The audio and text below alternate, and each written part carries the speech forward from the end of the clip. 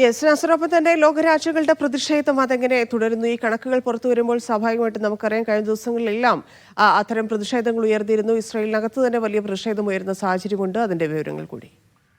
തന്നെ ഇന്നിപ്പോ ഹമാസിന്റെ ഒരു പ്രഖ്യാപനം അല്പം മുമ്പ് പുറത്തു വന്നിരിക്കുന്നത്. കാരണം അതിക്രൂരമായിട്ടുള്ള ആക്രമണ പദ്ധതിയിലേക്ക് ഇസ്രായേൽ നീങ്ങുന്നതിന്റെ പിന്നെ ആ ഒരു ആശങ്ക പങ്കുവെച്ചുകൊണ്ടാണ് ഹമാസിന്റെ പ്രഖ്യാപനം വന്നിരിക്കുന്നത്. ലോകാടിസ്ഥാനത്തിൽ തന്നെ എല്ലാ ജനവിഭാഗങ്ങളും പലസ്തീൻ ജനതയ്ക്ക് വേണ്ടി തെരുവിലിറങ്ങണമെന്ന ഏറ്റവും ശക്തമായിട്ടുള്ള ഒരു ആഹ്വാനം ഹമാസിന്റെ ഭാഗത്തു നിന്ന് ഇപ്പോൾ വന്നിരിക്കുന്നു. മിക്ക യൂറോപ്യൻ നഗരങ്ങളിലും നാളെയും മറ്റന്നാളുമായി ഏറ്റവും ശക്തമായിട്ടുള്ള പ്രക്ഷോഭ പരിപാടികൾക്കുള്ള നീക്കങ്ങൾ നടക്കുന്നു. അതോടൊപ്പം തന്നെയാണ് ഇസ്രായേലിനുള്ളിൽ ജെറൂസലമിലും ഹൈഫയിലും അതോടൊപ്പം തന്നെ ജെറൂസലം ഉൾപ്പെടെയുള്ള മറ്റ് നഗരങ്ങളിലൊക്കെ അധിനിവേശ നഗരങ്ങളിലൊക്കെയും അതിശക്തമായിട്ടുള്ള പ്രക്ഷോഭ പരിപാടികളാണ് ഈ രാത്രിയിലും തുടർന്നുകൊണ്ടിരിക്കുന്നത്. കാരണം ഈ 60,000 സൈനികരെ പുതുതായിട്ട് നിയോഗിക്കാനുള്ള പ്രഖ്യാപനം വന്നതോടുകൂടി തന്നെ ഈ യുദ്ധം അനിശ്ചിതമായിട്ട് നീട്ടിക്കൊണ്ടുപോകാനുള്ള ഒരു നെതന്യാഹു സർക്കാരിന്റെ ഒരു നീക്കത്തെ കുറിച്ചുള്ള കൃത്യമായിട്ടുള്ള ഒരു സൂചന ലഭിച്ചതോടുകൂടി ബന്ദികളുടെ ബന്ധുക്കൾ അതിശക്തമായി തന്നെ അവർ രംഗത്ത് വന്നിട്ടുണ്ട്.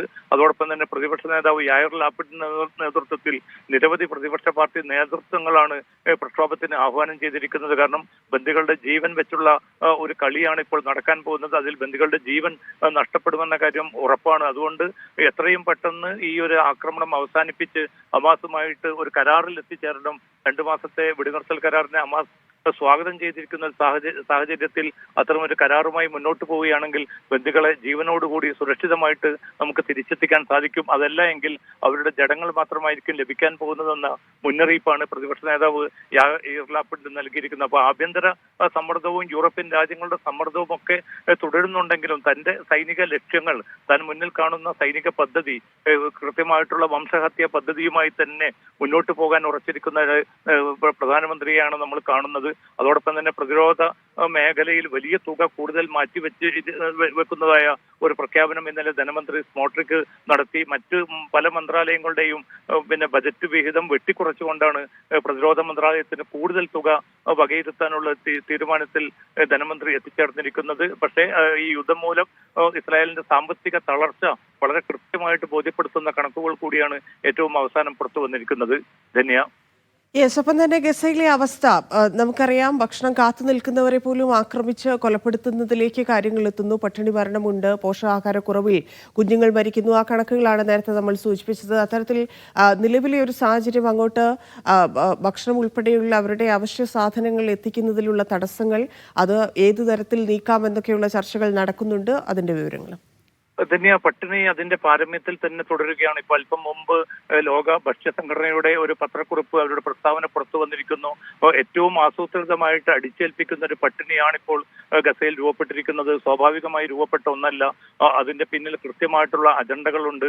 കാരണം ആയിരക്കണക്കിന് ട്രക്കുകൾ ഗസ അതിർത്തിയിൽ കാത്തുകെട്ടിക്കിടക്കുന്ന ഒരു സാഹചര്യത്തിൽ ആ ട്രക്കുകൾ ഏറ്റവും കുറഞ്ഞത് ദിവസം ഒരു 600 ട്രക്കുകൾ എത്തിക്കേണ്ടതിന് പകരം 20ഓ 30ഓ ട്രക്കുകളിൽ മാത്രമായിട്ട് ഗസയിലേക്ക് അയക്കുന്ന ട്രക്കുകൾ എണ്ണം പരിമിതപ്പെട്ട് കിടക്കുന്ന ഒരു സാഹചര്യമുണ്ട്. ഇങ്ങനെ ഇത് തുടരുകയാണെങ്കിൽ സ്വാഭാവികമായിട്ടും പട്ടിണി അതിന്റെ കൂടുതൽ പിന്നെ ഭ്രാന്തമായിട്ടുള്ള ഒരു അവസ്ഥയിലേക്ക് എത്തിച്ചേരും.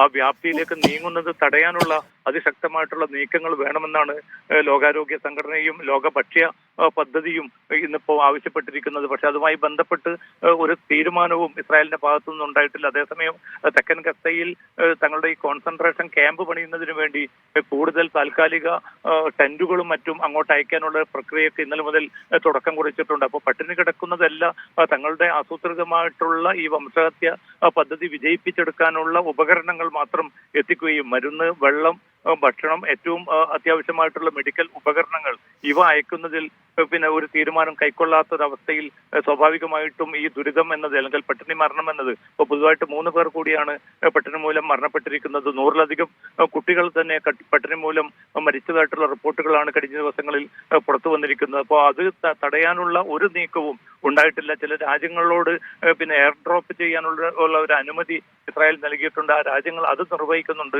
പക്ഷെ ആ ഭക്ഷ്യവസ്തുക്കൾ കുറ്റമറ്റ രീതിയിൽ അർഹരായവർക്ക് എത്തിക്കാനുള്ള ഒരു സംവിധാനം പോലും ഇല്ല. അതുകൊണ്ടാണ് ഇന്നും 19 പേർ വെടിയേറ്റ് മരിക്കുന്ന, ഭക്ഷണത്തിന് കാത്തു നിൽക്കെ വെടിയേറ്റ് മരിക്കുന്ന ഒരു സാഹചര്യം ഉണ്ടായിരിക്കുന്നത്. ഇതിനെ മറികടക്കണമെങ്കിൽ കൂടുതൽ സഹായ ട്രക്കുകൾ അനുവദിക്കണം, കുറ്റമറ്റ ഒരു വിതരണ സംവിധാനം ഉണ്ടാകണം, എല്ലാ ഭാഗങ്ങളിലേക്കും ഇവ എത്തിക്കാൻ UN ഏജൻസികളുടെ പിന്തുണ തേടണം. പക്ഷെ ആ നീക്കങ്ങളിലൊക്കെയും പിന്നെ മാറി നിൽക്കുകയും തങ്ങളുടെ ആസൂത്രിതമായിട്ടുള്ള ഈ വംശഹത്യ പദ്ധതിയുമായിട്ട് മുന്നോട്ട് പോകുന്നതിന്റെ ഭാഗമായി ഈ UN-നുള്ള എല്ലാ പിന്തുണയും ഇസ്രായേൽ പിൻവലിക്കുകയും ചെയ്തിരിക്കുന്ന ഒരു സാഹചര്യമാണ് നാം കണ്ടുകൊണ്ടിരിക്കുന്നത്. ധന്യ. ശരി MC.